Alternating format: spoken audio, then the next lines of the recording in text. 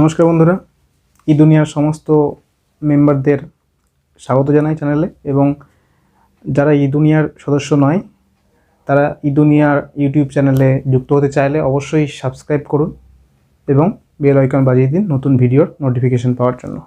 তো আজকের যে ভিডিও সেটা থাম্বনেল দেখে অবশ্যই আপনারা বুঝতে পেরেছেন ইনভেস্টমেন্ট নিয়ে, অর্থাৎ আগের ইনভেস্টমেন্ট কেমন ছিল, এখনকার ইনভেস্টমেন্ট কেমন। ইনভেস্টমেন্ট আমরা কেন করব সেটা আগে জানি একটু।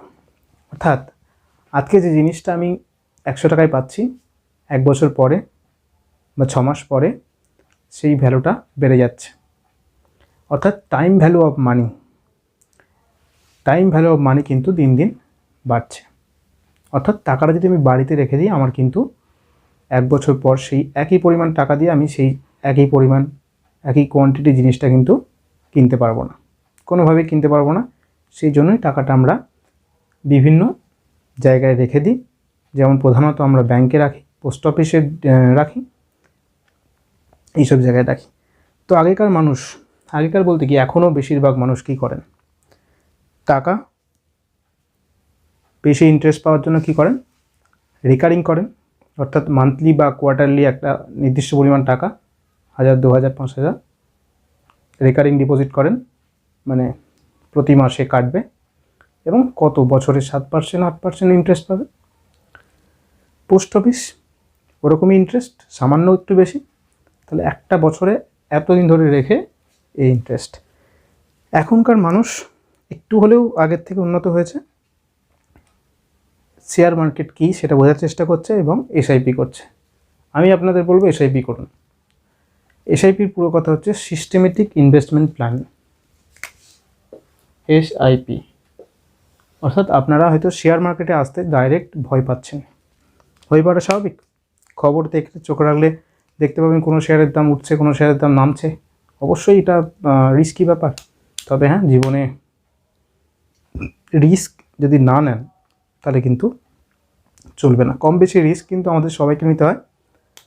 তো এসআইপি বা সিস্টেমেটিক ইনভেস্টমেন্ট প্ল্যান কি না, আমরা ডাইরেক্ট একটা শেয়ারে ইনভেস্ট না করে আমাদের ফান্ড ম্যানেজার থাকে একজন, যে এসআইপিতে আমরা ইনভেস্ট করি, তিনি আমাদের টাকা নিয়ে, আমাদের মতো বিভিন্ন লোকের যে মাসে মাসে 500 টাকা, 1000 টাকা করে নিয়ে সে একটা সুন্দর একটা দেখে ফান্ডে ইনভেস্ট করেন। এবং তাতে কী হয়, আমাদের ঝুঁকিটা কিন্তু অনেকটা কমে যায়। কী করে কমছে বলতে এরকম ব্যাপারটা বোঝায় যে প্রতিটা কোম্পানির শেয়ার একসাথে পড়ে যেতে পারে না। হ্যাঁ, পড়তে পারে, স্টিল সেক্টর পড়ে গেল, গোল্ড সেক্টর পড়ে গেল, ঠিক আছে, তো এগুলো পড়ে গেল, অন্যটা আবার উঠলো। তাহলে এতগুলো শেয়ারের মধ্যে, গোটা 20-30 কোম্পানির শেয়ারের মধ্যে 5টা কোম্পানির শেয়ার পড়তে পারে, বাকিগুলো তো উঠবে। 10টা পড়তে পারে, বাকি 20টা উঠবে।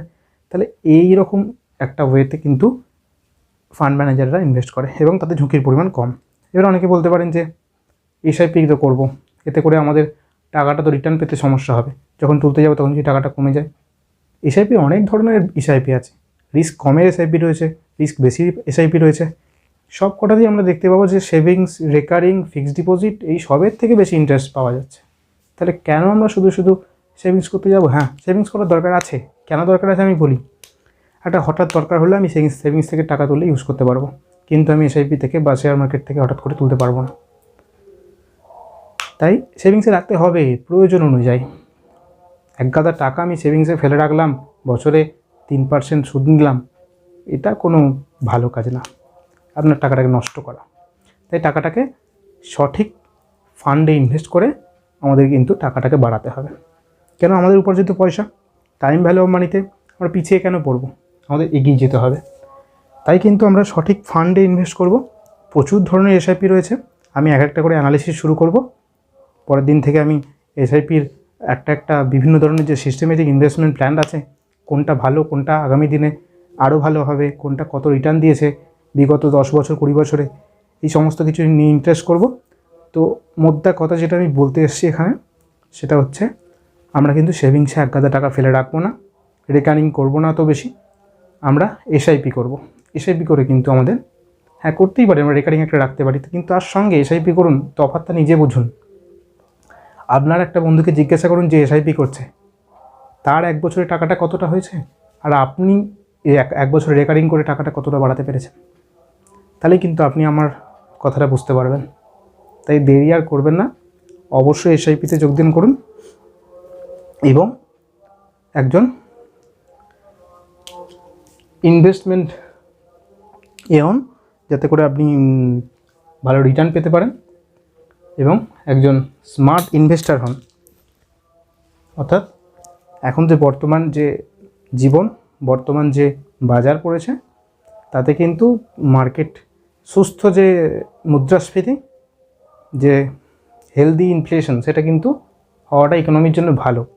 এবং সেই হেলদি ইনফ্লেশনে টিকে থাকতে হলেই কিন্তু আমাদের একটা অ্যামাউন্টটাকে বাড়াতে হবে। আমাদের যে সেভিংসের যে ইন্টারেস্টটা দেয়, তাতে কিন্তু আমাদের টাইম ভ্যালু অফ মানি ঠিকঠাক করে আমরা পেতে পারি না। তারপর আবার চার্জ আছে ব্যাংকের বিভিন্ন, তো এই সমস্ত থেকে কাটিয়ে উঠে আমরা তাতে অবশ্যই রাখবো, কিন্তু আমরা এসআইপি করতে পারি। আর আস্তে আস্তে এসআইপির পরে আমি বলবো শেয়ার কিনবো, শেয়ার কেনাবেচা শেখাবো এবং সেখানে ডেলিভারিতে শেয়ার নেবো। আমরা ইন্টারডে করবো না, আমরা চেন করবো না, ঠিক আছে। দিনের দিন কেনাবেচা, নিফটি ট্রেডিং, হ্যাঁ, মান্থলি কোয়ার্টারলি যেগুলো সুইং ট্রেডিং, এগুলো করবো না। আমরা শুধুমাত্র কি করব, আমরা কিনে ফেলে রাখবো, 1 বছর পর, 6 মাস পর, 2 বছর পর সেটাকে বিক্রি করব, হিউজ প্রফিট। তাই আজকের ভিডিও এই পর্যন্তই, এবং পরবর্তীতে আমরা এসআইপির বিভিন্ন ধরনগুলো জানবো, কোনটা কী ধরনের এসআইপি, কোনটাতে কেমন ধরনের রিস্ক, এবং কী কী এসআইপি বাজারে চলছে। ফিক্সড ইন্টারেস্ট মতো পাওয়া যায় ব্যাংক থেকে, যেমন একটা ইন্টারেস্ট পাওয়া যায়, সেরকম কি এসআইপি আছে? আছে, অবশ্যই আছে। এবং সেই সমস্ত কিছু নিয়ে আলোচনা করব। সেরকম ভিডিও পেতে চাইলে অবশ্যই চ্যানেলের সঙ্গে যুক্ত হবেন এবং বেল আইকনটা বাজিয়ে দেবেন। আজকের মতো এই পর্যন্তই, চলি, দেখা হবে পরবর্তী ভিডিওয়। ধন্যবাদ।